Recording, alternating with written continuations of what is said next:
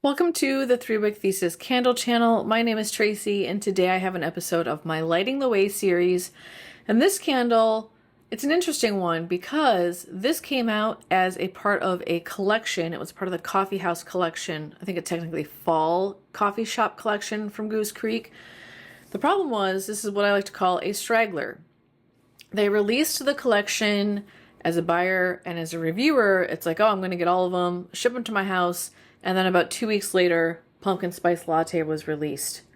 With no celebration, no notice, no mentioning of it. It kind of just got buried in with the other candles.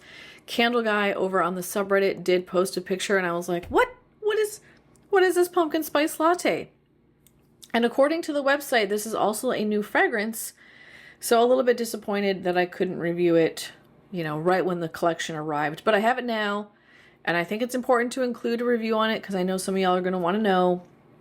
So I'm going to do a Lighting the Way episode on it instead. Also, Goose Creek has been doing this recently. They did this with the, Pistachio Biscotti? It got released late. There were two from the new, everyday favorites with kind of the neutral vibe label that came out that they re-released. A couple of additional spice candles plus apple bourbon. It's like you think you've got the whole collection and then they're like, just kidding, and they toss in some extras. So this was just one of the same. All right, so let's take a look at the label. As you'll recall with the rest of this collection, it had this steams curly Q swirly foil in the background. This one has a realistic picture of what looks like a pumpkin spice latte behind it. And then you have this kind of postage stamp vibe on the edge with not only the scent notes, but kind of a description here.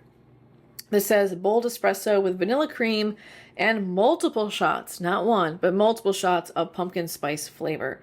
Scent notes are pumpkin spice, roasted espresso, and vanilla cream. So this is a new scent for Goose Creek.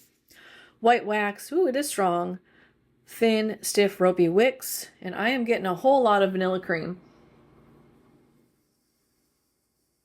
Yeah. This is a vanilla cream coffee scent. I don't personally like my espresso coffee candles to smell like milk. I want them to smell like coffee first and then milk. This is very creamy, very vanilla. And the espresso is in there, but it is not front and center. I also feel like the spice in here is a bit muted, the pumpkin spice. And if I were to compare this to Bath & Body Works Pumpkin Spice Latte, I do feel like I get more of an espresso note. It's a very bitter espresso note in this one, but I don't get as much of the spice in this one. Yeah, very creamy. Very creamy, a little bit of coffee, and a little bit of spice. I don't know how I feel about it on cold. It's not bad. It's just not good. It's reminding me a bit of the coffee house fragrances they have where it's just super milky and lactonic. Again, I like lactonic notes, but when I see latte and I hear espresso, hit me with that. That's what I want. I want the espresso note. Okay, I'm going to go burn this, take some burn footage, spend some time with it, let you know how it evolves. I'll get at least 3 or 4 burns in so I can speak to the potential burn quality issues we might see with this candle, and then I will report back right after the cut. So I will be right back. Cannot wait. All right, y'all. This episode of Lighting the Way is going to look a little bit different because I stopped after 1 burn of this candle. It is rare that I am so off-put by a candle on first burn that I would not push through and continue with a second or third. However, here we are with Pumpkin Spice Latte, and I do not want to light this again. This, to me, on warm, straight up smelled like burnt coffee. I used to work in a sub shop when I was a teenager, and we used to make coffee in kind of those diner style vessels, with a little handle and the carafe. And it would be, lunch rush. So you last made coffee at 10 a.m. You start getting busy around 11. Normally you're supposed to pour out your coffee once an hour. That was our rule. I think that's probably too long, but that's how long we would do it. And lunch rush would come and you would forget.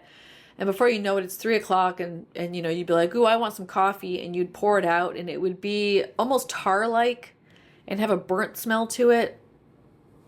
That's what I get from this on warm. It smells like the most bitter, the most cheapest diner, gas station, 7-Eleven half day old, sitting in the carafe all day on the warmer coffee. I don't know if that's the way the spice notes in here, because I know with some spice candles, and this is particularly true of Goose Creek, the spice can smell burnt when you light it. There's something about burning it versus lamping it that makes the spice notes smell burnt. So it could be the spice notes in here. It could also be the espresso note in here. Either way, it's very off-putting to my nose and I don't enjoy it. I did try lamping this. So I burned it, put it out, let it solidify, stuck it under my lamp thinking, well, maybe it's the burnt spice issue, and if I lamp it, it will get better. It did not. It was the same. So I do not want this candle. I'm actually going to reach out to Goose Creek and be like, I think there's something wrong with this. And I don't know if there is. I have seen on the subreddit that people are enjoying this one. So tell me in the comments below if you got it. Did you think it smelled burnt? Is it possible this is a dud? The batch number on it, in case you want to compare, is 15914. I don't like this one at all, y'all. It's not good. I'm also realizing the batch number doesn't match their normal coding. That's interesting. So are they doing their batch numbers differently now?